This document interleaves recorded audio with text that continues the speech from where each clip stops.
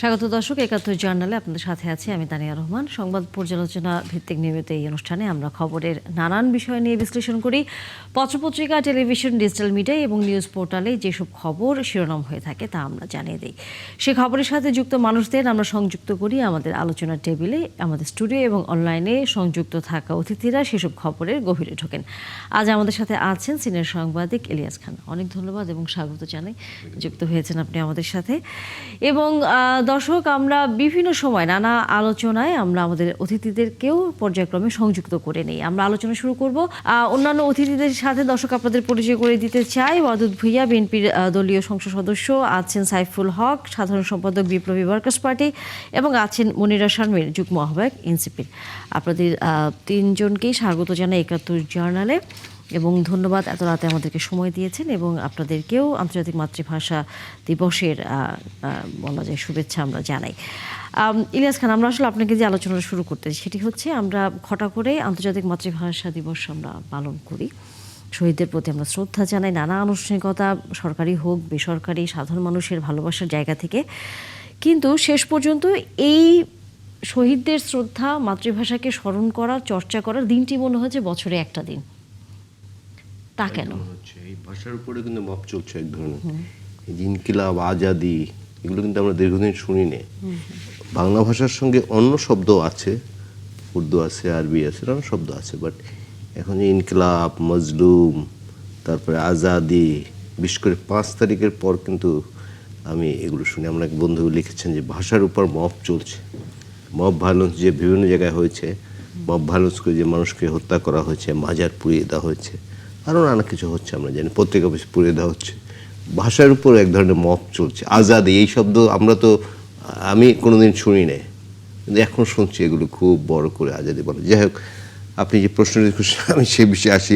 এটি বলার আমি লোভ সামলাতে পারছিলাম না, কারণ দেখলাম একজন মন্ত্রী বলেছেন যে ইনকিলাব বাংলার সঙ্গে। আমরা হয়তো এই বিষয়টি একটু আলোচনাও করব, কারণ হচ্ছে আমাদের সাথে এনসিপির যেহেতু একজন যুগ্ম আহ্বায়ক যুক্ত আছেন, আমরা তার কাছেও হয়তো এই প্রশ্নটির উত্তর আমরা নেব। আপনি বলছিলেন, আপনি যে প্রশ্নটি করেছেন, হ্যাঁ, আমরা একদিনই তো মূলত পালন করি। যেমন আজকে খুব ভালো বলবো আমি, ভালো দিকে জামায়াত ইসলামের প্রধান যিনি, তিনি আজকে প্রথমবার গিয়েছেন, বাট তিনি বলেছেন যে দায়িত্ব পালন থেকে, এটা বিশ্বাস ভালোবাসা থেকে বা শহীদদের প্রতি শ্রদ্ধা থেকে নয়। এটি দুর্ভাগ্যজনক। আমরা যে আজকে ৫৬,০০০ বর্গমাইল পেয়েছি একটি স্বাধীন দেশ, বাঙালি জাতির প্রথম স্বাধীন দেশ, কিন্তু এটি আমাদের নিশ্চয়ই স্বীকার করতে হবে। কিন্তু সেই দেশটি যে স্বাধীন হলো, ২১-এ কিন্তু বিরাট ভূমিকা, এটা অস্বীকার করার উপায় নেই। ২১-এর চেতনা থেকেই কিন্তু আমাদের ৬৯-এর গণ অভ্যুত্থান, ৭১-এর মহান মুক্তিযুদ্ধ সব কিছু হয়েছে। সুতরাং এটি অস্বীকার করার উপায় নেই। তো আমি বলবো, সর্বস্তরের বাংলা আমরা দীর্ঘদিন শুনেছি, বারবার শুনি, সব সরকার প্রধানের মুখে, নানা মন্ত্রীদের মুখে, কিন্তু সব জায়গায় কিন্তু ইমপ্লিমেন্ট হয় না। তো আমরা আশা করতে চাই দীর্ঘ ৫৪ বছর পরে নতুন বাংলাদেশ, এক ধরনের বাংলাদেশ কিন্তু আমরা সবাই বলি যে সেই বাংলাদেশে আমরা চাই যে সর্বস্তরে বাংলা ভাষার প্রচলন। আর এইসব যে মপ চলছে ভাষার উপর, আমাদের এক তরুণ আলোচক আছেন, এগুলো যেন না চলে, এগুলো করে মানুষকে বিভ্রান্ত করা যাবে না। আমরা নিশ্চয়ই আমরা তার কাছ থেকে উত্তর নেব। তবে আমরা যেতে চাই ওয়াদুদ ভূঁইয়া আপনার কাছে। সেটি হচ্ছে যে বাংলা ভাষায় আমরা সবসময় হচ্ছে বলি যে আমাদের নিজেদের ভাষা, মায়ের ভাষা, কিন্তু চর্চার ক্ষেত্রে আমরা বরাবরই দেখি যে বিদেশি ভাষা আমাদের মধ্যে কেমন যেন এক ধরনের প্রভাব বিস্তার করে ফেলেছে।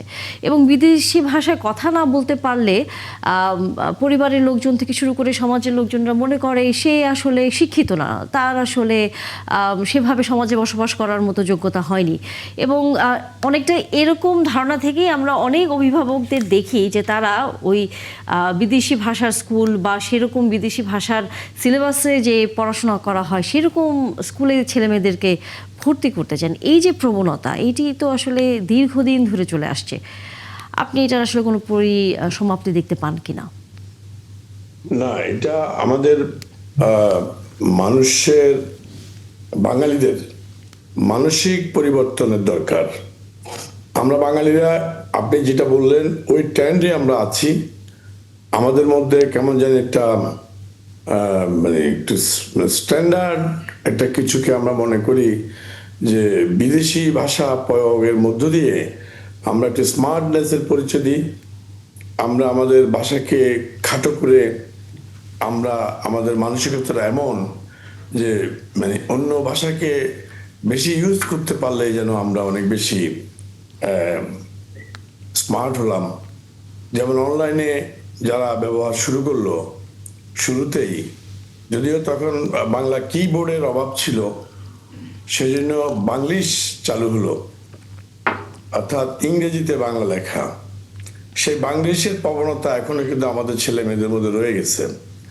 আমাদের ছেলেমেয়েরা এখনো বাংলা এত কিবোর্ড বের হওয়ার পরেও বাংলার প্রতি তাদের প্রবণতা নেই এবং বাংলা কিবোর্ডে তারা অভ্যস্ত হতে রাজি না।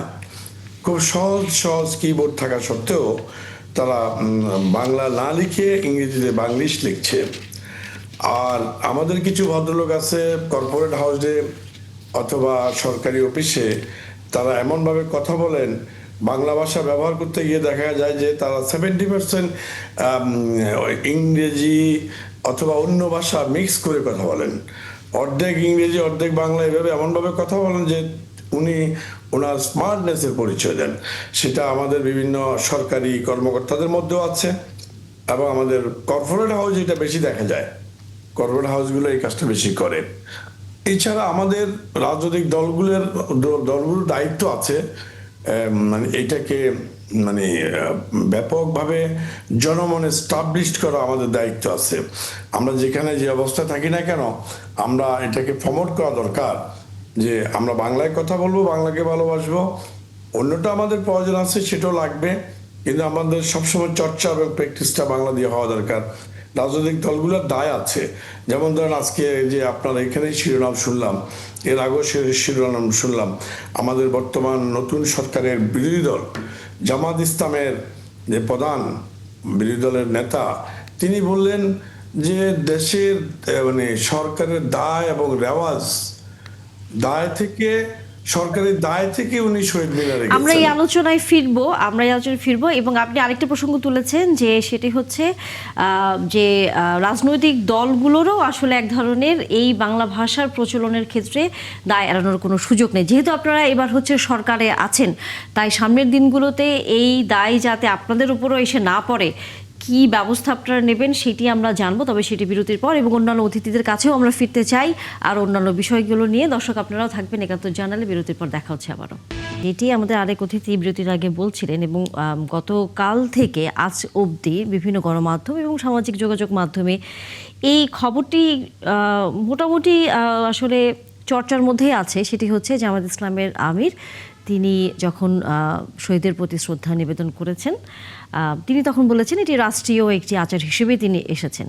এর পরের অংশটি আসলে আর তিনি বলেননি, অর্থাৎ এটি যে দায় মুক্তি, এটি যে ভাষা শহীদের প্রতি শ্রদ্ধা, সেই জায়গা থেকে তার কোনো অনুভূতি আসলে আছে কি না সেই বিষয়টি পুরোপুরি তিনি জানাননি। যদিও এরই মধ্যে একজন সাংবাদিকের সাথে তার এই বিষয় নিয়ে একটি বিতর্ক বা তর্কও হয়েছে। এটা যদি একটু উল্লেখ করি আপনার সাথে, সেটি হচ্ছে যে একজন সাংবাদিক তাকে প্রশ্ন করেছিলেন, যেটি এর আগে আমরা জামাত ইসলামের অবস্থান দেখেছিলাম, যে ফুল দেয়াকে তারা বেদাত বলতেন, ফুল দেয়াকে তারা পূজা বলতেন, এবং একই সাথে হচ্ছে এভাবে শ্রদ্ধা নিবেদন করার প্রচলনটাকেও তারা আসলে মেনে নিতেন না। সেই জায়গায় আসলে তখন সাংবাদিক প্রশ্ন করাতে তিনি এক ধরনের রেগেও যান। এরকম একটি ঘটনা আসলে আমরা দেখেছি। আপনার মন্তব্য যদি একটু শুনি। জি, আপনাকে ধন্যবাদ। সম্মানিত আলোচক বৃন্দ, ওয়াদুদ ভুঁইয়া ভাইকে শুভেচ্ছা জানাই, তিনি আবার সংসদ সদস্য নির্বাচিত হয়েছেন। প্রিয়ভাজন মনিরা শারমিন আছেন, আসেন দর্শক শ্রোতারা, আপনাদের সালাম জানেন। আমার মন্তব্য, আমি গতকাল শহীদ মিনারে তারা মালা দেওয়ার পরে, এরপরে আমি মধ্যরাতে তারপর আমরা বিপ্লবী ওয়ার্কার্স পার্টির দিক থেকে আমরা মালা দিয়েছি। সেখানে সাংবাদিকরা আমাকে জিজ্ঞেস করেছিলেন আপনি যে প্রশ্নটা জিজ্ঞেস করলেন। প্রথমত আমি এটাকে ইতিবাচক ভাবে এটাকে দেখতে চাই যে জামাত ইসলামের আমির, যিনি একই সাথে আমাদের 12 ফেব্রুয়ারি নির্বাচনের মধ্য দিয়ে যিনি সংসদের বিরোধী দলের ভূমিকা এখন পালন করবেন, তিনি বিরোধী দলের নেতা নির্বাচিত হয়েছেন। তিনি অবশ্য বলেছেন যেটা রাষ্ট্রীয় আচার হিসাবে তিনি শহীদ মিনারে এসছেন এবং এখানে শহীদদের প্রতি শ্রদ্ধা জানাতে এসছেন। যেটা আপনি উল্লেখ করছিলেন, এটা এই সম্ভবত প্রথম 54 বছরের ইতিহাসে জামাত ইসলামীর স্তরের কোন নেতা তিনি শহীদ মিনারে ফুলের স্তবক নিয়ে তিনি শহীদদের প্রতি শ্রদ্ধা জানিয়েছেন। যেটা আপনি বলছিলেন যে তারা ফুল দেওয়াকে বেদাত বা ধর্মীয় সংস্কৃতির পরিপন্থী বা ধর্মীয় মূল্যবোধের পরিপন্থী ইত্যাকার তাদের নানা ভাষার শব্দ আছে, এগুলো তারা এ পর্যন্ত তারা বলে আসছিলেন। সেদিক থেকে এটা বড় ধরনের ব্যত্যয়। তা আমি ইতিবাচক ভাবে দেখি, তিনি এটাকে রাষ্ট্রীয় আচার হিসাবেও তিনি এটাকে ধরুন তিনি মালা দিয়েছেন এবং শ্রদ্ধা জানিয়েছেন। আবার একই সাথে আমি এটাও বলতে চাই যে তারা আমি এটাকে ইতিবাচক এদিক থেকে বললাম, আশা করি এটা কেবল রাষ্ট্রীয় আচার হিসাবে নয়, তারা আমাদের যে ভাষা শহীদরা বাস্তবে আমাদের এই রাষ্ট্র গঠনের যারা জমিনটা তৈরি করেছিলেন পরবর্তী জমানায়, যেটা গণঅভ্যুত্থান মহান মুক্তিযুদ্ধের মধ্য দিয়ে আমরা যে রাষ্ট্রটা গঠন করি, ফলে ভাষা আন্দোলন তার জমিনটাকে তৈরি করে দিয়েছিল, এটা আমরা সবাই এটা জানি। ফলে জামাতের যদি এটা হয় তিনি শহীদ মিনারে এসছেন, শ্রদ্ধা জানিয়েছেন, এটা অনেক বিলম্বিত উপলব্ধি। সম্ভবত ৭১ তাদের যে রাজনৈতিক পরাজয়, সে পরাজয়ের স্মৃতি তাদেরকে কয়েক দশক ধরে তাদেরকে তাড়া করে ফিরছিল। তো সেটা তারা এখনো পর্যন্ত ধরুন খণ্ড খণ্ড নানা কথা আমরা শুনেছি, কিন্তু পূর্ণাঙ্গ কোনো বক্তব্য, কোনো পর্যালোচনা, কোনো আত্মসমালোচনা অথবা নিঃশর্ত ক্ষমা প্রার্থনা এ পর্যন্ত স্পষ্ট করে কোনো নীতি নির্ধারকদের কাছ থেকে আমরা কিন্তু কথাটা আসেনি। আমি আশা করি তারা রাষ্ট্রীয় আচার দিয়ে তারা শুরু করলেও তারা ৭১ সালের ভূমিকার জন্য তারা যেমন নিঃশর্তভাবে তারা যেমন ক্ষমা প্রার্থনা করবেন, তারা যেভাবে রাজনৈতিক দোসর হিসাবে তারা পাকিস্তানিদের হয়ে তারা কাজ করেছেন, এটা যে অন্যায় হয়েছে, অপরাধ হয়েছে, গণহত্যার সহযোগী হিসাবে তারা যে ভূমিকা পালন করে এসেছিলেন, এগুলো নিশ্চয়ই বহুল আলোচিত বিষয়। এসব ব্যাপারে এখন যারা নেতৃত্বে আছেন তারা তো এই প্রজন্মের, ফলে তারা তো প্রত্যক্ষভাবে তারা কেউ এইসব তৎপরতার সাথে তারা যুক্ত ছিলেন না। আমি বহুবার বলেছি তাদের এই বর্তমান নেতৃত্বকে কেন ১৯৭১ সালের এই অন্যায় অপরাধের জন্য তাদেরকে কেন সে বোঝা, সেই ঘানি তাদেরকে কেন টানতে হবে? সুতরাং তারা যদি পরিষ্কার করে অবস্থান গ্রহণ করতে পারতেন, এটা জামাতের জন্য অনেক স্বস্তিদায়ক হতে পারত এবং দেশবাসীর কাছেও এটা একটা গুরুত্বপূর্ণ বিষয় হতো। মানুষ তারপরে কিন্তু আপনি বলছিলেন যে এই এখন যারা নেতৃত্ব দিচ্ছে দলে যারা আছে তারা কেন আগের বোঝা হয়তো টানবে, কিন্তু যখন গতকালই শহীদ মিনারে যখন তাদের নেতারা যখন ফুল দিয়ে চলে যান, তারপর সেখানে যারা উপস্থিত ছিলেন তারা কিন্তু স্লোগান এভাবে দিয়েছে যে গোলাম আজম ভাষা সৈনিক ছিলেন। অর্থাৎ তাদের ভেতরে মানে বীজটা এমনভাবে রোপণ করা হয়ে গেছে যে ৭১ তাদের যে ভূমিকা সেটা সঠিক ছিল, ভাষা শহীদদের প্রতি অশ্রদ্ধা সেটা সঠিক ছিল।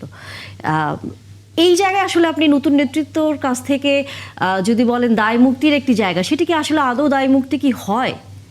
না, আমি যেটা যে জন্য আমি বললাম যে তারা গতকাল আমি পরে শুনেছি, যেটা আমাকে একজন ভিডিও পাঠিয়েছেন, তারা যে গোলাম আজমকে ভাষা সৈনিক হিসেবে আখ্যায়িত করে তারা যে স্লোগান দিয়েছেন, তো এটা যদি সত্য হয়ে থাকে তাহলে ভাষার লড়াই, যেটা পরবর্তীকালে স্বাধিকারের লড়াই, আমাদের স্বাধীনতা লড়াই পর্যবসিত হলো, এই স্বাধীনতার বিরুদ্ধে স্পষ্টতই তারা একটা অবস্থান গ্রহণ করেছিলেন এবং যে জন্য তাদের যুদ্ধ অপরাধের যে বিচারের প্রক্রিয়া নিয়ে প্রশ্ন আছে, স্বচ্ছতা নিয়ে প্রশ্ন আছে, কিন্তু অন্যায় অপরাধ যে হয়েছে মানে এটা তো খুবই সত্য কথা, যেটা নিয়ে কোনো প্রশ্ন তুলবার কোনো সুযোগ বা কোনো অবকাশ নেই। আমি যেটা বলতে চাই যে তাদের উপলব্ধিটা খুবই গুরুত্বপূর্ণ। তারা এখন জাতীয় সংসদে এসছেন একটা পট পরিবর্তনের প্রেক্ষিতে, নানা রাজনৈতিক সমীকরণের জায়গা থেকে। তো এই জায়গাটা তাদেরকে যদি অব্যাহত রাখতে হয়, তাহলে মুক্তিযুদ্ধের যে প্রশ্ন, তাদের অতীত ইতিহাসের যে প্রশ্ন, এই প্রশ্নের তাদেরকে দায়টা চুকানোর প্রশ্ন আছে। এটাকে কোনোভাবে এটাকে এড়িয়ে যাওয়া, এটাকে অস্বীকার করবার কোনো সুযোগ কার্যত নেই। মুক্তিযুদ্ধ আমাদের ইতিহাসের সবচেয়ে গুরুত্বপূর্ণ ঘটনা, আমাদের এই রাষ্ট্র গঠনের জন্য সবচেয়ে উল্লেখযোগ্য তাৎপর্যপূর্ণ বিষয়। তার উপরে ভিত্তি করে আমরা ৯০-এর আমাদের গণজাগরণ গণ অভ্যুত্থান, ২৪-এর অসাধারণ যে গণজাগরণ গণ অভ্যুত্থান, সবটাই কিন্তু মুক্তিযুদ্ধের এই জমিনের উপরে, এই স্বাধীন রাষ্ট্রের জমিনের উপরে আমরা সংগঠিত করেছি। তো আমি দেখতে চাইবো যে তারা এইসব ব্যাপারে তাদের কথা বলবেন, উপলব্ধি জায়গাটা তারা আসবেন। এবং ইতিমধ্যে আমি বহুবার বলেছি, বহু জায়গাতে যে তারা এটাকে ঘুরিয়ে ফিরিয়ে বলবার কোনো সুযোগ, কোনো অবকাশ নাই। এবং এই কথাটা বলতে না পারলে তাদের অপরাধের দায় তাদেরকে কিন্তু তাড়া করে ফিরবে। আমরা জি, বলুন। আলোচনা চালিয়ে যাব। আমাদের সাথে অনিরা শারমিন আছেন, যুগ্ম আহ্বায়ক এনসিপির। যে প্রশ্নটি আসলে সবারই একটু জানবার, সেটি হচ্ছে যে আপনাদেরকে বলা হয় জেনজি প্রজন্ম, এবং আপনারা এই মুক্তিযুদ্ধ এবং শহীদদের প্রতি কতটা শ্রদ্ধাশীল এবং কতটা আপনারা তাদেরকে ধারণ করেন, কারণ আপনাদের বিভিন্ন সময়ে রাজনৈতিক বক্তব্যে, রাজনৈতিক স্লোগানে এমন কিছু ভাষা ব্যবহার হয়েছে যেটি নিয়ে সাধারণ মানুষের কাছ থেকে এক ধরনের বলা যায় প্রতিক্রিয়া বিভিন্ন গণমাধ্যমে আসলে দেখা গেছে। আচ্ছা, ধন্যবাদ। যারা দেখছেন টিভির পর্দায় তাদের শুভেচ্ছা, এবং আমার বিজ্ঞ সহ-আলোচক যারা উপস্থিত আছেন তাদের শুভেচ্ছা। আমি আসলে বুঝলাম না আপনার প্রশ্নটা আপনি বললেন যে এটার সাথে কিছু শব্দ প্রয়োগের সাথে আসলে ভাষা আন্দোলন বা মুক্তিযুদ্ধকে ধারণ করবার কি সম্পর্ক, এটি অবশ্য আমার বোধগম্য নয়। তবে আমি আমার জায়গা থেকে বলছি, সেটা হচ্ছে আপনি যে প্রশ্নটি করেছেন তার প্রেক্ষাপট সম্ভবত এই আজকে আমাদের একজন সরকার দলীয় একজন মন্ত্রী, তিনি হয়তো এই যেদিকে ইঙ্গিত করেছেন যে ইনকিলাব জিন্দাবাদ, এই ধরনের শব্দ। দেখেন, এই শব্দগুলো আমার কাছে মনে হয় কি যে রাজনীতি, মানে এখন তো ভাষা নিয়ে একটা রাজনীতি চলছে। আমার মনে হয় যে সবকিছু নিয়ে, দুনিয়ার সবকিছু নিয়ে রাজনীতি করার আসলে দরকার নাই। আজকে 21শে ফেব্রুয়ারি, এবং এই জায়গাতে আমরা জানি যে ভাষা আন্দোলন এবং সেই প্রেক্ষাপট এবং আমরা এই বাংলা ভাষাকে আমাদের বিশ্বের দরবারে নিয়ে যাওয়ার জন্য আমাদের যে চর্চা, এটি হচ্ছে একটি আলাপ। এবং এখানে আসলে অন্য ভাষার শব্দ আসতে পারবে কি পারবে না, সেটা আবার আরেকটা আলাপ। আমাদের রাজনীতিবিদদের অসুবিধার জায়গা সেটা হচ্ছে তারা আসলে প্রত্যেকটা বিষয়কে আসলে রাজনৈতিক কম্পোনেন্ট করে তোলে। এটা আসলে খুব বেশি প্রয়োজন নাই। যখন রাজনীতির এজেন্ডাগুলো কম থাকে দলীয়ভাবে, আমার মনে হয় যে তখনই আসলে এই ভাষাকে নিয়েও রাজনীতি করার একটা বিষয় সামনে আনা হয়। দেখেন, একটু আগে সাইফুল ভাইয়ের কথা আমি খুব মনোযোগ দিয়ে শুনছিলাম, আমার অত্যন্ত প্রিয় একজন মানুষ।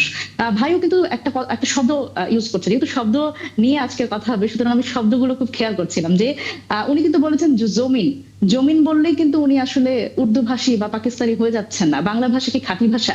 পৃথিবীর কোনো ভাষাই কি খাঁটি ভাষা?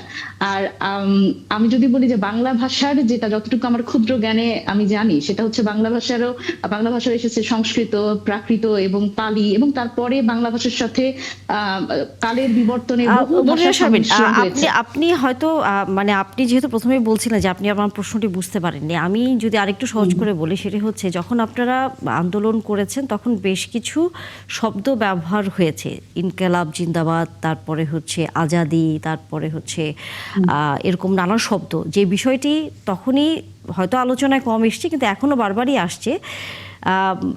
বাংলা ভাষায় তো আসলে শব্দ ব্যবহারের কোনো দৈন্যতা নেই, এই শব্দগুলোর তো বাংলা শব্দ আছে, সেগুলো কেন ব্যবহার না করে এই শব্দগুলোই কেন ব্যবহার করতে হলো আপনাদের? আচ্ছা, তাহলে আমি একটু বলি। সেটা হচ্ছে যে এই যেই শব্দগুলোর কথা বলছেন, ইনকিলাব জিন্দাবাদ, এই কথাটার অর্থটা আমাদের আগে জানতে হবে। সেটা হচ্ছে লং লিভ রেভলিউশন। আমাদের পশ্চিমা যারা বন্ধুরা বিপ্লব করে, তারা এই একই কথা ইংরেজিতে বললে সেটা কিন্তু খুব অসুবিধা হয় না, লং লিভ রেভলিউশন। এটার বাংলা অর্থ হচ্ছে বিপ্লব দীর্ঘজীবী হোক। এবার এই শব্দটা যখন আসলে ব্যবহার করা হয়, আমাদের এই প্রেক্ষাপটটা বুঝতে হবে যে আমরা কখন আসলে এই শব্দগুলো আসলে ব্যবহার করা হয়েছে আমাদের এই উপমহাদেশে এবং বাংলাদেশে। সেটা হচ্ছে যখন আমরা স্বাধীনতা আন্দোলন, শ্রমিক আন্দোলন, এই যে মজলুম কথাটা, আমরা যখন মজলুম কথাটা শুনি তখন কিন্তু আমাদের শ্রমিকদের কথা মনে হয়, আমাদের যারা নির্যাতিত তাদের কথা মনে হয়। এবং বাংলাদেশ এবং পাকিস্তানের যে রাজনীতি, তার বিভিন্ন রাজনৈতিক মিছিলেও কিন্তু এই স্লোগানগুলো ইউজ হয়েছে। আজাদি শুনলে কি মনে হয়? আজাদি শুনলে মনে হয় মুক্তি। অসুবিধা কি? ভাই, আপনি কি জান্নাত জাহান্নাম নিয়ে প্রশ্ন করেন? বেহেশতও তো আসলে জান্নাত জাহান্নাম এগুলোর সাথে মিলাবেন না দয়া করে। না, কেন মিলাবেন না? কেন মিলাবো না? এটাই আমার উত্তর, মানে এটাই আমার আসলে প্রশ্ন। দেখেন, আপনারা আসলে রাজনীতি করতে চান, এবং একটা বিষয় আমার কাছে মনে হয় যে এই ইনকিলাব জিন্দাবাদ, এটির তো একটা দীর্ঘ ইতিহাস আছে। এবং সবচেয়ে মজার ব্যাপার হচ্ছে, আমি আপনাদের জ্ঞাতার্থে একটু বলি, এই কথাটা জনপ্রিয় করেছে একজন হিন্দু ভদ্রলোক, উনার নাম হচ্ছে ভগৎ সিং। উনি হচ্ছে 1900 আমি যদি ভুল না করে থাকি 23 সালে উনি আসলে প্রথম এই কথাটা জনপ্রিয় করেছে ব্রিটিশ বিরোধী আন্দোলনের ক্ষেত্রে। সুতরাং এই যখন আমরা দেখেন, যখন আমরা কোনো আন্দোলন সংগ্রাম করি, আমরা এই স্লোগানও কিন্তু দিয়েছি, তোমার আমার ঠিকানা পদ্মা মেঘনা যমুনা। আমরা মুক্তিযুদ্ধের স্লোগান বলেছি, আমরা বলেছি দেশ ভাগের সময় মানে দিল্লি না ঢাকা, ঢাকা ঢাকা, আমরা এই স্লোগান দিয়েছি। সুতরাং দেখেন প্রত্যেকটা, যেহেতু এনসিপি একটা গণ অভ্যুত্থান পরবর্তী দল, তার কিন্তু স্লোগান এবং আরো অনেক কিছুতে কিন্তু আসলে আপনারা এই বিপ্লবের সাথে সম্পর্কিত যে শব্দগুলো সেগুলো আপনারা পাবেন।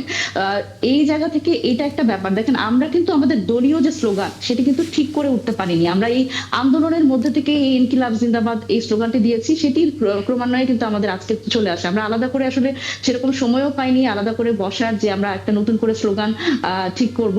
তো এই স্লোগানটি নিয়ে যে পরিমাণ রাজনীতি আজকে বাংলাদেশে হলো, আমার কাছে মনে হয় যে, এবং একটা স্লোগান এবং কিছু শব্দবন্ধ যদি অস্পৃশ্য হয়, তাহলে আমার মনে হয় বাংলাদেশে আমি যারা আসলে এই ব্যাপারটা নিয়ে উচ্চকিত, আমি বলবো তাদের আসলে ভাষা নিয়ে একটা মানসিক দৈন্যতার সৃষ্টি হয়েছে। দেখেন ভাষার বিবর্তন বাংলাদেশে আছে, মানে বাংলা ভাষায় আছে, এবং ভাষা ততক্ষণ পর্যন্তই কোনো অসুবিধা নাই যতক্ষণ না আমরা ওই ভাষার মানে ওই শব্দগুলোর প্রতি আত্মসমর্পণ করছি। আমাদের এত ইনসিকিউরিটি কেন? আমরা ন্যায়ের কথা বলি, আমরা ন্যায্যতার কথা বলি, আমরা ইনসাফ বললে যদি বিপ্লবী সেই চেতনাটা আসে, তাহলে সেই জায়গা থেকে আমি কোনো অসুবিধা আসলে দেখি না।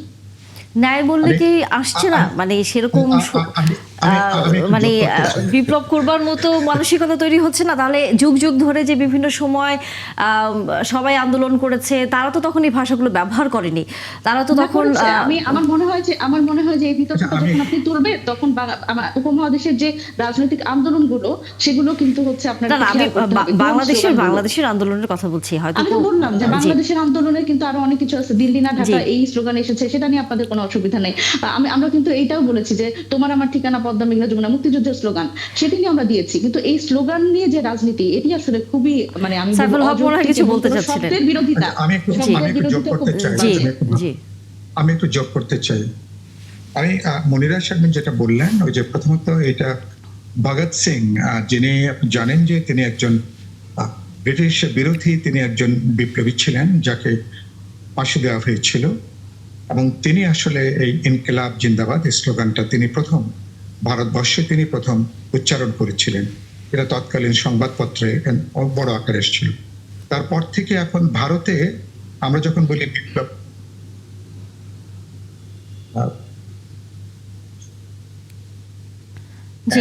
আমরা আমি যেটা বলছিলাম যে ভগৎ সিং তো প্রথমত তিনি এই স্লোগানটা তিনি দিয়েছিলেন। তো এখন এর পর থেকে ধরুন এটা ইনকিলাব মানে বিপ্লব দীর্ঘজীবী হোক, আমরা যে অর্থে বলি বিপ্লব দীর্ঘজীবী হোক, লং লিভ রেভলিউশন।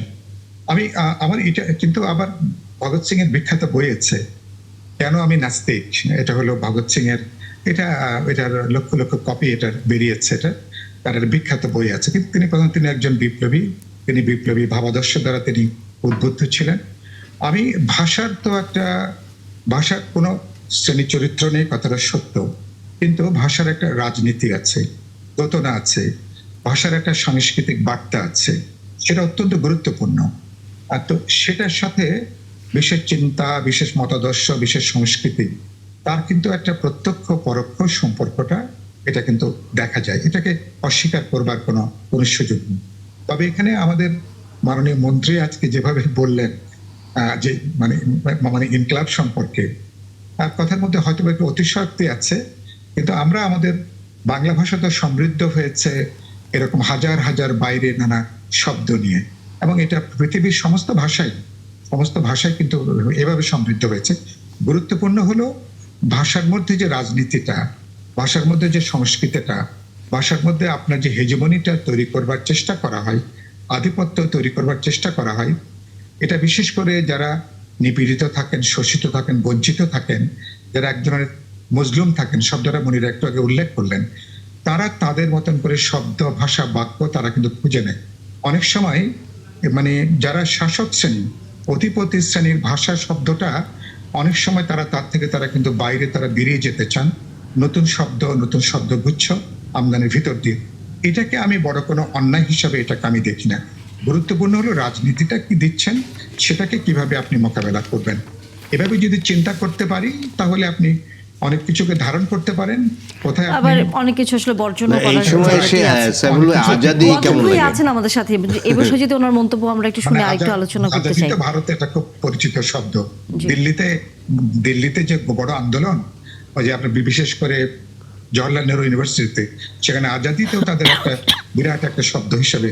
আজাদি বলতে ব্যক্তি মানুষের যে স্বকীয়তা, স্বাধীনতার অর্থে সেখানে এটা যত না দেশের আজাদির অর্থে বলা হচ্ছে, ভারতের বর্ষের সাম্প্রতিককালে এটা ব্যক্তির যে স্বাধীনতা, যেখানে তার তার জবানের স্বাধীনতা, তার যে কথা বলবার স্বাধীনতাকে খর্ব করা হয়েছে, বিশেষ করে নরেন্দ্র মোদী সরকার আসার পরে ভারতের সম্প্রতি আজাদি শব্দটা অনেক বেশি জনপ্রিয় হয়েছে, আর বিশেষ করে তরুণ ছাত্রছাত্রীদের ভেতরে।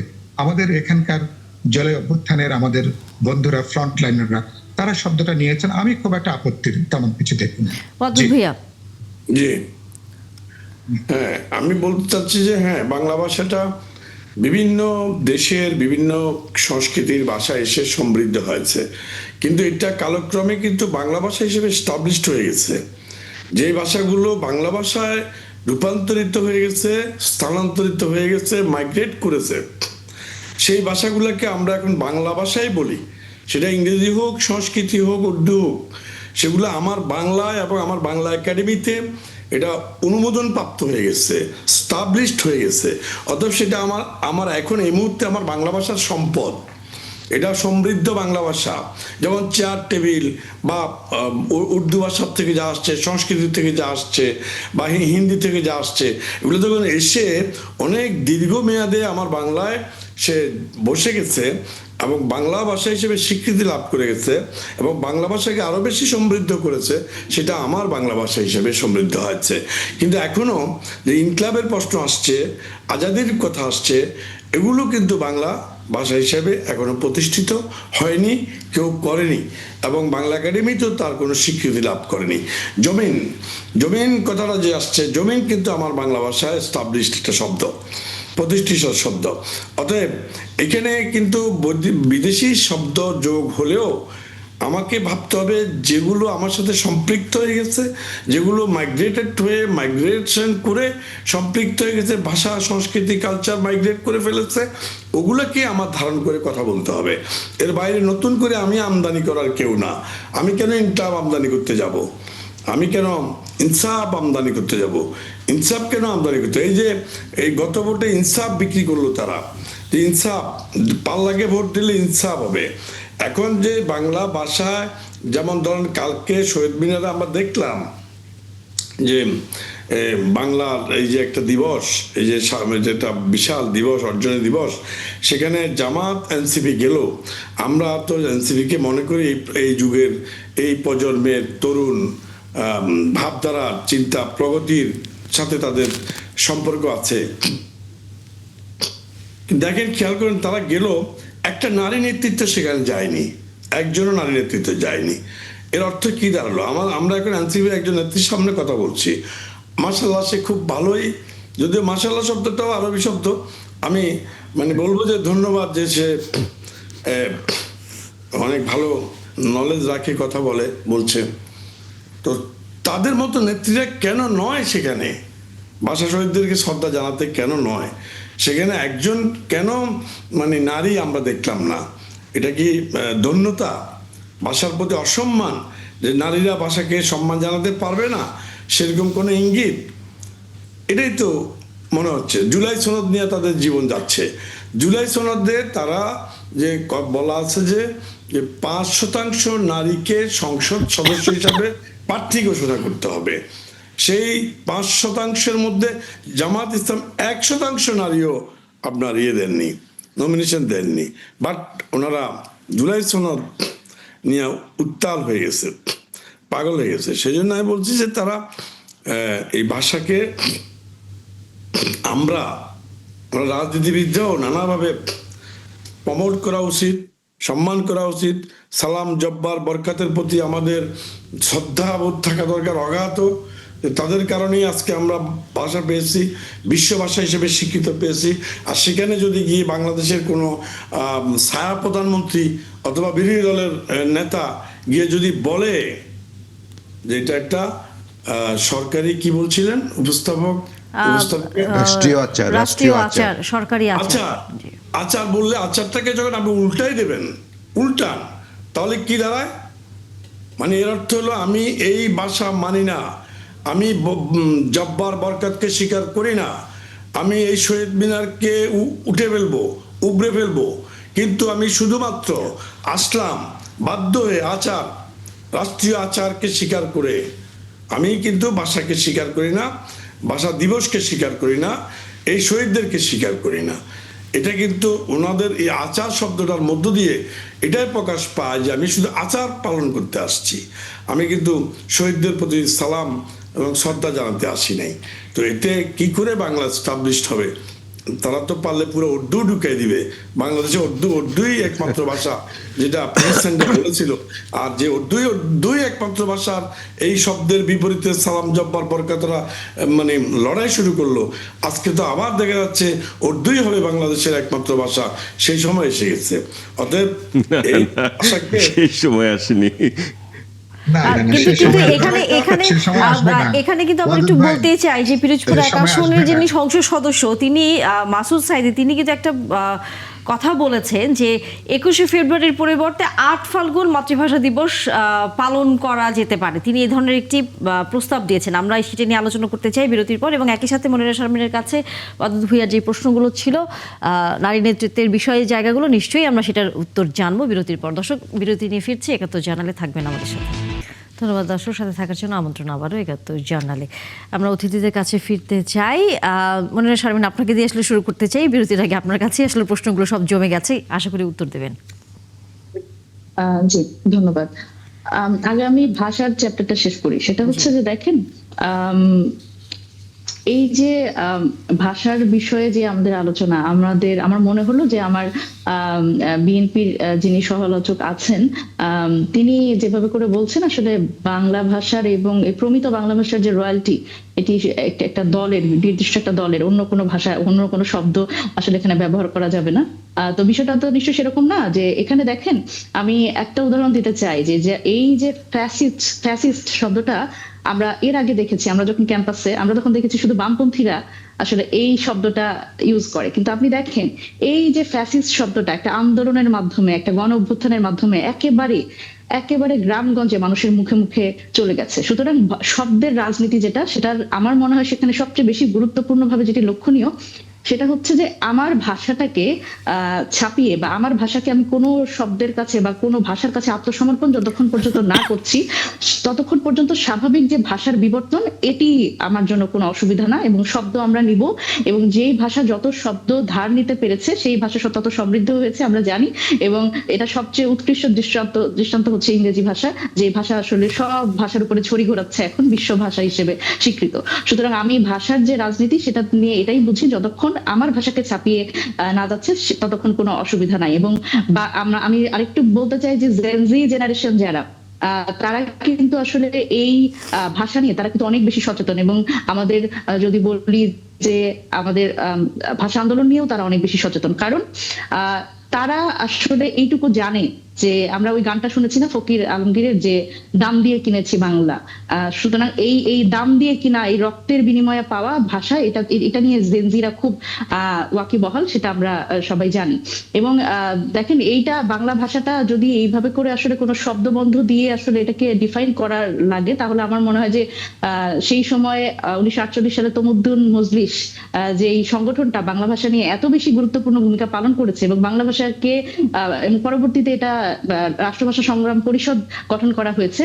তো এই কোনো কিছুই হতো না যদি তখন ঢাকা বিশ্ববিদ্যালয়ের শিক্ষক এবং ছাত্ররা বলতো যে নাতমুদ্দুন মজলিসের সংগঠনের সাথে আমরা কাজ করব না। এটা আসলে হয় না। হ্যাঁ, এটা একটা বিষয়। এবং আমি আরেকটু বলতে চাই যে ভাই বলছিলেন যে নারীদের নিয়ে, গতকাল আমার মনে হয় যে ভাই এই ব্যাপারটা খেয়াল করেন নাই। সেটা হচ্ছে যে এনসিপির পক্ষ থেকে কেন্দ্রীয় এবং মহানগর মিলিয়ে গতকাল রাতে 1টার দিকে তার 12 জন নারী নেত্রী, তারা কিন্তু আমাদের দলীয় ভাবে তারা কিন্তু একসাথে এসে শহীদ মিনারে পুষ্পস্তবক অর্পণ করেছে। এবং নারীদের ক্ষেত্রে আমাদের সবসময় আমরা আমাদের যারা আছে ফ্রন্ট লাইনার তারা সেখানে উপস্থিত ছিলেন এবং দুইজন প্রার্থী যারা আসলে সংসদ নির্বাচনে যারা প্রতিদ্বন্দ্বিতা করেছে তারা উপস্থিত ছিল গতকালকে। এটা একটা ব্যাপার এবং আমার মনে হয় যে এই পরামর্শ যখন ভাই এই প্রশ্ন যখন তুলছেন তখন আমার খুব দুঃখ ভরে একটা কথা বলতে হয় যে গতকালই আমরা দেখেছি বিএনপির সাবেক এক নেত্রী রুমিন ফারহানা আপা, যিনি এখন সংসদ সদস্য, তিনি কিন্তু ছাত্র দলের কি বলে এটাকে তার প্রতিবন্ধকতার কারণে এবং হামলার কারণে কিন্তু তিনি ফুললি দিতে পারেন নাই ব্রাহ্মণবাড়িয়াতে। আমরা দেখেছি, আমরা সবাই এই বিষয়ে ওয়াকিবহাল। সুতরাং নারীদের নিরাপত্তা এবং নারীদের আসলে সামনে আনার ক্ষেত্রে বিএনপি যে কতটা আন্তরিক এটাও কিন্তু আমাদের এখন প্রশ্ন আসে। এই আর কি। তবে উদ্দুত ভূঁইয়া ভাই হয়তো আপনাকে বলবে কিনা আমি জানি না, বাট আপনারা যে দলটির সাথে জোট করেছেন তারা কিন্তু একজন নারীকে নমিনেশন দেয়নি। এটি আপনি কিভাবে দেখেন? আপনাদের দল থেকে যদিও দুজনকে দেয়া হয়েছিল। এটি দেখেন এখানে জি জি জি এখানে জামাতের কেউ থাকলে এই প্রশ্নটার উত্তর খুব ভালোভাবে দিতে পারতো। এবং দেখেন যে দলটির সাথে আমাদের জোট, আমরা এইটা আমার মনে হয় 1000 টাইম আমি বিভিন্ন জায়গায় ব্যাখ্যা করবার চেষ্টা করেছি। জামাতের সাথে আমাদের যে অমিল, আইডিওলজিক্যাল যে অমিল, সেই অমিল কিন্তু রেখে এই জোটটা করা হয়েছে বা এই সমঝোতা রাজনৈতিক কৌশল হিসেবে আমরা করেছি। যেমন নারী ইস্যুতে তাদের যে দৈন্যতা, এটি আমরা এটার সাথে একমত না, আমরা এটা সাবস্ক্রাইব করি না। 71 ইস্যুতে তাদের যে অস্পষ্ট অবস্থান এটাও আমরা সাবস্ক্রাইব করি না, এবং শ্রমিক ইস্যুতেও তাদের যে অবস্থান সেগুলো আমরা সাবস্ক্রাইব করি না। সুতরাং তাদের সাথে আইডিওলজিক্যাল যে জায়গাটা, এই রাজনীতি তো আমরা করি না। এখন আমি যদি জামাতের মুখপাত্র হতাম তাহলে আপনার প্রশ্নের উত্তর হয়তো আমি দিতে পারতাম, কিন্তু আমি তো আসলে এনসিপি করি, সুতরাং আমার পক্ষ থেকে আমি এইভাবেই দেখি ব্যাপারগুলো। Thank you. অবশ্যই মানে শহীদ মিনারে যে আপনার জামাত ইসলামের নেতার সাথে যে এনসিপি নেতারা গেল, বিরোধী দল হিসেবে গেল, সেখানেও তো কোনো নারীকে দেখা গেল না, কারণ তারা তো সংসদ সদস্য না। আমার ধারণা আপনি একটা জিনিস মিস করছেন বারবার করে, সেটা হচ্ছে যে জামাত ইসলাম এবং এনসিপির যে জোট হিসেবে তারা যারা আসলে ফুল দিতে গেছেন, পুষ্পস্তবক অর্পণ করতে গেছেন, সেখানে নির্বাচিত প্রতিনিধি যারা শুধু তারাই ছিল, মানে সংসদ সদস্য। আমাদের 6 জন সংসদ সদস্য ছিল এবং তার মধ্যে অবশ্যই নির্বাচিত কোনো নারী নাই। আমাদের 6 জন সংসদ সদস্য ছিল এবং 11 দলীয় জোটের যারা নির্বাচিত সংসদ সদস্য তারা গেছিলেন বিরোধী দল হিসেবে। সেই জায়গা থেকেই তো প্রশ্নটা আসছে। না না না, সেখানে নির্বাচিত কেউ নারী নাই তো। নারী নাই বললাম, আমার দল থেকে নাই। সেই জায়গা থেকে প্রশ্নটা উত্থাপিত হওয়াটা খুব স্বাভাবিক। না না না, এটা স্বাভাবিক না ভাই। এখানে 11 দলের দায়িত্ব তো আমি নিতে পারবো না। আমি এনসিপির কথা বলতে পারি। শেষ করতে দেন, কথাটা সেন্টেন্সটা শেষ করতে দেন। সেই জায়গা থেকে উত্থাপিত হচ্ছে এই যে জুলাই সনদে বলা হলো 5% নারীকে নমিনেশন দেওয়া হবে। আপনারা জুলাইয়ের অগ্রসৈনিক, আপনারা যাদের সাথে জোট করলেন তারা আজকে সেই মিনারের সামনে একজন নারীও নিলেন না কেন, নিতে পারলেন না কেন, অর্থাৎ নমিনেশন দিলেন না কেন, পাস করালেন? আমরা তো নমিনেশন দিয়েছি। আমরা নমিনেশন দিয়েছি হচ্ছে 3 জন নারীকে নমিনেশন দিয়েছি। আমরা 30 জনের মধ্যে 3 জন, সেই হিসেবে সেই পার্সেন্টেজটা যদি বলি 30 জনে 3 জন হলে সেটা 10% হয়। দুজন তো দিয়েছেন বোধহয়। 2 জন তো প্রার্থী হিসেবে তারা হচ্ছে শেষ পর্যন্ত ইয়ে করেছে আর কি, নির্বাচনটা করেছে, কিন্তু 3 জনকে আমরা মনোনয়ন দিয়েছিলাম, মাহমুদা মিতু সহ। জি, সুতরাং সেটা 10%। আমি আমার দলেরটা বলতে পারি, এখন অন্য দলে সেটা তো বিএনপিও তো সেই প্রতিশ্রুতি রক্ষা করেনি। আপনি তো জোট করেছেন, আপনি বলতে পারবেন না কেন? না না, আমি কি সব 11 দলের মুখপাত্র হয়ে এখানে বসি নাই তো। না না, 11 দলের মুখপাত্র না হলে 11 দলের আপনি তো দল হিসেবে আমি না না না না না না না না একটা 11 দলের শরীফুল, আমি এনসিপি রিপ্রেজেন্টেটিভ। আপনি আমাকে যখন পরিচয় করে দিয়েছে আমাকে তো যুগ্ম আহ্বায়ক এনসিপি বলেছে, সুতরাং আমি এনসিপির ব্যাপারে বলতে পারি। এবং এনসিপি 10% নারী নিশ্চিত করেছে, যেটা বিএনপিও তো করেনি। এবং দেখেন আরো আপনার জ্ঞাতার্থে আরো একটা কথা বলি, সেটা হচ্ছে এই যে নোট অফ ডিসেন্টের কথা বলছেন আপনারা, নোট অফ ডিসেন্টের কথা বলে আপনারা তো জুলাই সনদে যে আপনারা আন্তরিক না, এবং আপনার আজকের কথাতে আপনি এটা প্রমাণ করছেন যে জুলাই সনদ নিয়ে আপনাদের যে আন্তরিকতার যে অভাব। দেখেন আমাদের একমাত্র এনসিপি, এটা আপনাদের প্রচারণা, আপনারা তো জুলাই সনদে সিগনেচারই করেননি, শেষ পর্যন্ত পরশুদিন কবে জানি করেছে। ওয়াই ভাই আমি তো ওয়াদুদ ভাইকে উত্তরটা দিচ্ছি, আপনি কেন উত্তর দিচ্ছেন? না না না, একই কথা। ও আচ্ছা আচ্ছা, জেনে ভালো লাগবে যে এটা একই কথা। ঠিক আছে, আমি একটু বলি। আমাদের একমাত্র নোট অফ ডিসেন্টটা হচ্ছে যে আমরা বলেছিলাম 100 আসনে সরাসরি নারী প্রতিদ্বন্দ্বিতা করে তারা সংসদে যাবে, এবং সেটি মানা হয়নি, এবং সেটি 5% এসে থেকেছে। আমাদের একমাত্র নোট অফ ডিসেন্ট হচ্ছে সেটা। ধন্যবাদ। না, নোট অফ ডিসেন্ট তো বিএনপি অনেকগুলো দিয়েছে, ইট ডাজন্ট মিন যে তারা সিগনেচার করেনি, কিন্তু আপনারা এই একটি বিষয়ের কারণে সিগনেচার করেননি। এতদিন? না না না, আমরা তো অন্য অনেক কারণে সিগনেচার করিনি, আমরা তো সেটা ব্যাখ্যা করেছি। আপনি যদি বলেন আমি আবার ব্যাখ্যা করতে পারি। না ঠিক তাহলে আছে। আপনাদের এখানে জুলাই সনদ বাস্তবায়নে মানসিক ধন্যতার প্রমাণ কি পাওয়া যায় না? আমাদেরকে বলছেন যে আমরা মানে অনাগ্রহ বা আগ্রহ কম, এটা আমরা তো সই করে ফেলেছি প্রথমে, আমরা তো করতে চাই, করব। এখন আমরা সংবিধানকে বাইপাস করে, সংবিধানকে আমরা অবজ্ঞা করে, অবহেলা করে, সব পাশ কাটিয়ে আমরা তো করব না। আমরা সংবিধানের মধ্য থেকেই এটাকে পাশ করব। আপনারা তো নির্বাচন করলেন যে এখন, তাহলে এখন নির্বাচন করলেন কেন? 29 সালে নির্বাচন করতেন সংবিধানের ধারাবাহিকতা মেনটেন করে। এখন কি সংবিধানে কি লেখা আছে আজকে টক শোটা করতে হবে? না না না, এটা তো প্রযুক্তি। আপনি যেটা দিচ্ছেন সেটা প্রযুক্তি। আপনি যেটা বলছেন সেটাও প্রযুক্তি, আপনি জানেন। না না না না না না না, অবশ্যই না। আপনি যুক্তি দিয়ে কথা বলেন। শুনেন, মধ্যবর্তী নির্বাচন হয় আপনার, কিভাবে হয়? মানে কোনটার উপর ডিপেন্ড করে? এই নির্বাচনটা কিসের উপর ডিপেন্ড করে হলো? দেশের যে কোনো পরিস্থিতিতে না না, এই নির্বাচনটা কেন হলো আপনি আমাকে একটু বলেন। এই নির্বাচনটা কিসের উপর ভিত্তি করে হলো? একটা তো ভিত্তি লাগবে। এটা একটা আন্দোলনের প্রেক্ষিতে সরকারের বিদায় হয়েছে, অতএব এইরকম প্রেক্ষিতে সংবিধান অনুযায়ী নির্বাচন হবে। কিভাবে? তাহলে তো 29 সালে হওয়ার কথা। এই নির্বাচনটা ফেব্রুয়ারি 12 তারিখে কিভাবে হলো? শুনেন, সংবিধানে কিন্তু একটা ধারা আছে, দৈবিক দুর্ভাবিক যে কোনো দুর্যোগ, যে কোনো পরিস্থিতির প্রেক্ষিতে যাই ঘটুক না কেন নির্বাচন হতে পারে। এটা কত নম্বর ধারা? কি নির্বাচন হতে পারে? অনেক কিছু হতে পারে, নট অনলি নির্বাচন। এটা সংবিধানের কত নম্বর ধারা? ধারা আমার মুখস্থ নাই, কিন্তু আমি আপনাকে ধারার কথা বলে দিলাম, আপনি খুঁজে নিয়ে। তাহলে একটি সরকারের যদি মনিরা শারমিন, আমিও ভালো বুঝতে পারিনি। একটি সরকারে যদি পতন ঘটে, ধরুন ক্ষমতায় আসার 2 মাসের মাথায় পতন ঘটলো, সাপোজ গণ আন্দোলন, তাহলে কি আমাদের 5 বছর পর্যন্ত ওয়েট করতে হবে সংবিধান অনুযায়ী? আপনি কি বলতে চান? আমি বুঝিনি এটি আসলে। হ্যাঁ, এটা আপনাকে এটা একটু বুঝাই বলি। হ্যাঁ, সেটা হচ্ছে যে এই সংবিধানেরও কিন্তু একটা বেসিস আছে, যে এই সংবিধানটা এখন যে সংবিধানটা অনুষ্ঠিত হলো, এটা আসলে কিসের ভিত্তিতে? এটা আসলে জুলাই সনদের ভিত্তিতে। আপনারা পড়েছেন কিনা আমি জানি না। জুলাই সনদ 2025 যে হচ্ছে সনদটা হয়েছে, জুলাই সনদ আদেশ হয়েছে একটা, সেই আদেশের ভিত্তিতে কিন্তু এই 12 ফেব্রুয়ারি নির্বাচনটা হয়েছে।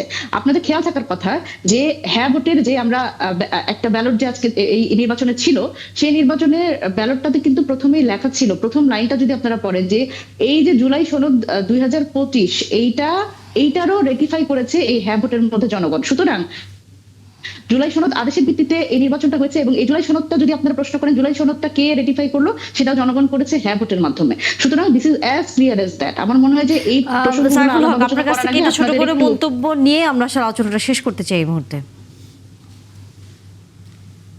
হ্যালো, জি আমাকে বলছেন? জি না, আমি প্রথমত আমরা একটা মানে যে পর্যায়টা ঢুকে গেলাম, মানে আমরা একটু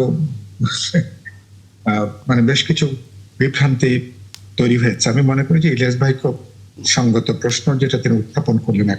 আমরা একটা গণজাগরণ হয়েছে, গণ অভ্যুত্থান হয়েছে, সরকার পালিয়ে গেছে, পালিয়ে যাওয়ার পরে এরপরে সেই সংসদ, যে সংসদের তামাশাপূর্ণ ছিল, দামি নির্বাচন ছিল, সেই সংসদ তারপরে বাতিল হয়েছে। আমরা একটা ইন্টারিম সরকার গঠন করেছি, সেটাও একটা সমঝোতার ভিত্তিতে। ফলে একটা বোঝাপড়ার জায়গা থেকে আমরা বলেছি যে এখন একটা নির্বাচন দরকার, সেটা সবাই আমরা একমত হয়েছে।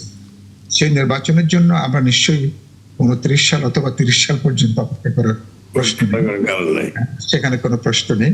ফলে যেহেতু একটা বাস্তবে একটা শূন্যতা তৈরি হয়েছে, কারণ স্টেট তো একটা পলিটিক্যাল ইনস্টিটিউশন, তাহলে রাষ্ট্র চালাতে গেলে তার একটা রাজনৈতিক নেতৃত্ব প্রয়োজন। মানুষ তার নেতৃত্ব নির্বাচন করে একটা ডেমোক্রেটিক পলিটির মধ্য দিয়ে, একটা পপুলার একটা ইলেকশনের ভেতর দিয়ে। ইলেকশন 17 বছর ধরে যে ইলেকশনের জন্য বাস্তবে দেশের মানুষ অপেক্ষায় ছিল, ও স্বাভাবিকভাবে ইলেকশনটা হয়তো আরো অনেক আগে হবার ব্যাপার ছিল, কিন্তু নানা কারণে ঘটনায় আমরা সেই ইলেকশনটা এবার 12 ফেব্রুয়ারি মানে অনুষ্ঠিত হলো।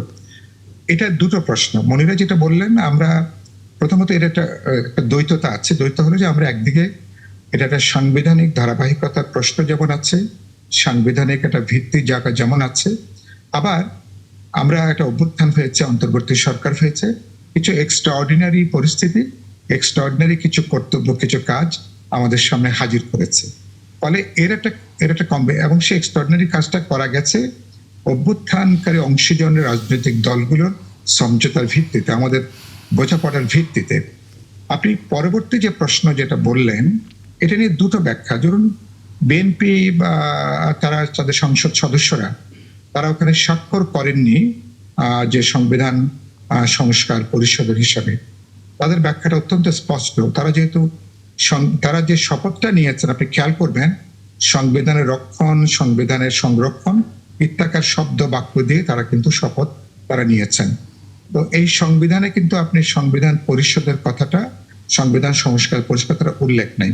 বিএনপির লজিক হচ্ছে যখন পার্লামেন্ট শুরু হবে, যখন এটা বিল আকার উত্থাপিত হবে, আইন হবে, যখন এটা সংবিধানে যুক্ত হবে, যে একই সাথে আমার 12ই ফেব্রুয়ারি ইলেকশনের মধ্য দিয়ে গঠিত পার্লামেন্ট এটা পরবর্তী 180 দিন একটা কনস্টিটিউয়েন্ট পাওয়ার নিয়ে এটা কাজ করবে।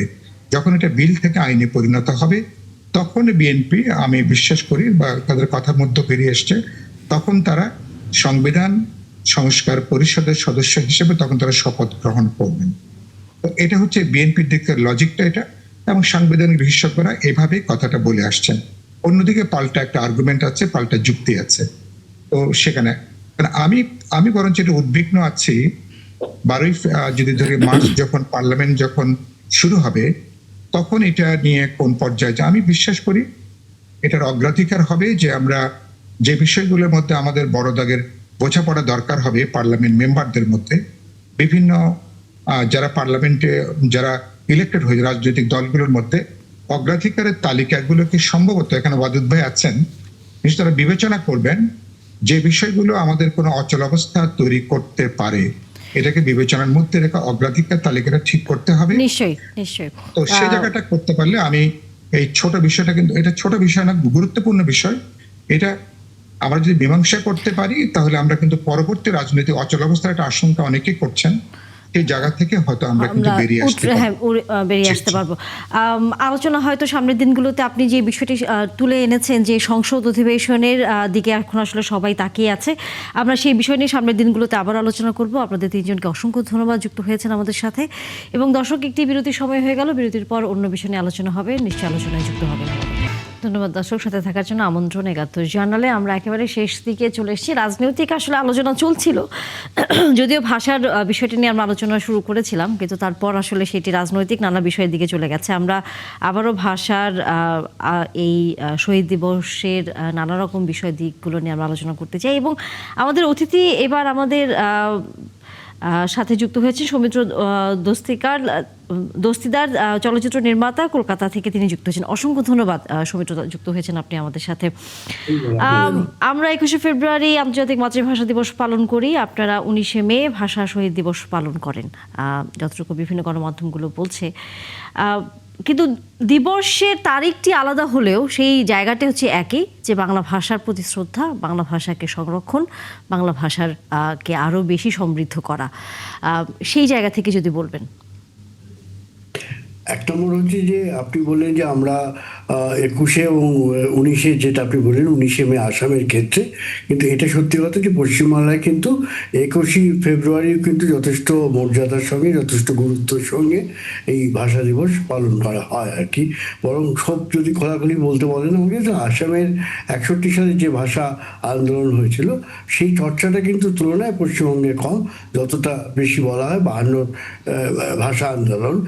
তো দুটো মিলিয়ে যদি আপনি বলেন, কিন্তু হ্যাঁ এটাও ঠিক কথা যে 61তে একটা গুরুত্বপূর্ণ দিকের কথা আমি বলবো যে 61তে যখন ভাষা আন্দোলন শিলচরে হয়েছিল, সেই শিলচরে ভাষা আন্দোলনে মে মাসের 19 তারিখ, আমি যদি খুব ভুল না করে থাকি আর কি, সেখানে কিন্তু একটা গুরুত্বপূর্ণ দিক হচ্ছে সেখানে অনেক শহীদদের মধ্যে, 11 জন শহীদের মধ্যেও কিন্তু কমলা ভট্টাচার্য একজন মহিলা ভাষার জন্য কিন্তু তিনি প্রাণ দিয়েছিলেন আর কি। আপনি দেখবেন শিলচরের কাছে, আপনি যখনই পুরো ওই এলাকাটা করিমগঞ্জ থেকে যদি আপনি শিলচর যান, তাহলে দেখবেন এখনও কিন্তু মানুষের মধ্যে কিন্তু এই বিশেষ করে ভাষা আন্দোলনে অন্যান্য শহীদদের পাশাপাশি তাদের কাছে খুব গুরুত্বপূর্ণ একটি অল্প বয়সের তরুণী, সে তখন প্রাণ দিয়েছে ভাষার জন্য আর কি। এবং আজকে যদি আপনি আমাকে জিজ্ঞেস করছেন, আমার মনে হয় যে তার পেছনে অবশ্যই 52 ভাষা আন্দোলনের যে চেতনা, সেই চেতনা কিন্তু একটা গুরুত্বপূর্ণ ভূমিকা ছিল।